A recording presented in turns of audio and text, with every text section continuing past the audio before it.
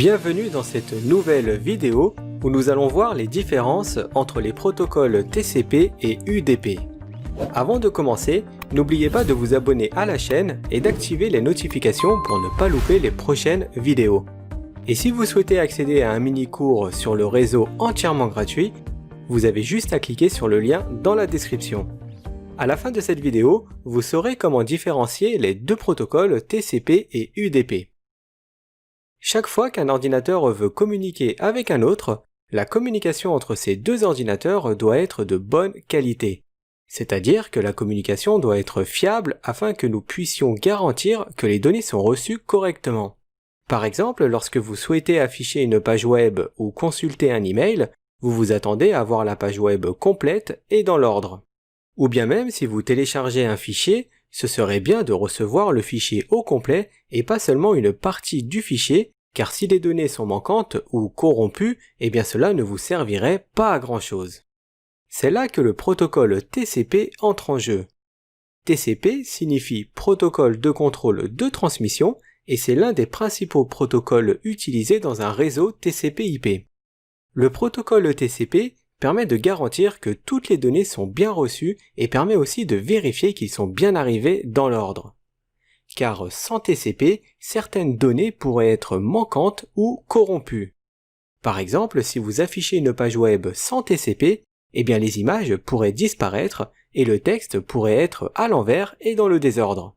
Ou bien même si vous téléchargez un fichier sans TCP, il serait fort probable de ne pas recevoir l'intégralité du fichier ou alors de le recevoir dans le désordre, ce qui rendrait le fichier complètement inutilisable. C'est pour ça que le protocole TCP a toute son importance. TCP est un protocole orienté connexion, ce qui signifie qu'il doit d'abord établir une session entre les deux ordinateurs qui communiquent. Les deux ordinateurs doivent vérifier et accepter la demande de connexion avant toute communication. C'est ce qu'on appelle le three-way handshake. Alors pardonnez mon anglais car vous l'aurez deviné, je suis français et apparemment nous avons beaucoup de mal avec cette langue. Bon, revenons à nos petits protocoles.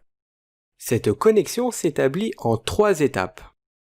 Dans la première étape, le client envoie un message appelé SYN.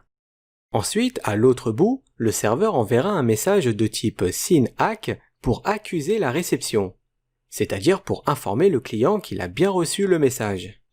Et pour finir, le client confirme à son tour qu'il a bien reçu le message du serveur avec un message de type ACK. Dès que ces 3 étapes ont été validées, alors les données entre les deux périphériques peuvent circuler.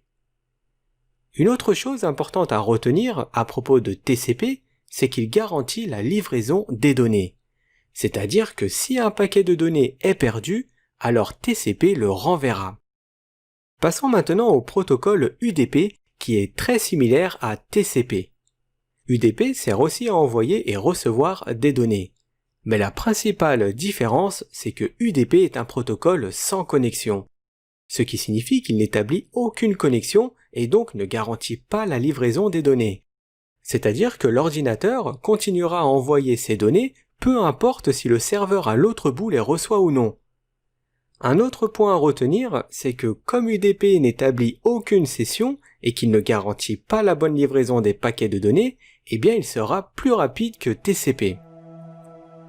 Merci d'avoir regardé cette vidéo sur la comparaison entre TCP et UDP. N'hésitez surtout pas à vous abonner et à activer la petite cloche pour recevoir les nouvelles vidéos de la chaîne. Si la certification IT vous intéresse, vous avez un lien dans la description qui vous permet d'accéder gratuitement à un mini-cours pour devenir un administrateur réseau. Je vous remercie et à très bientôt dans une prochaine vidéo.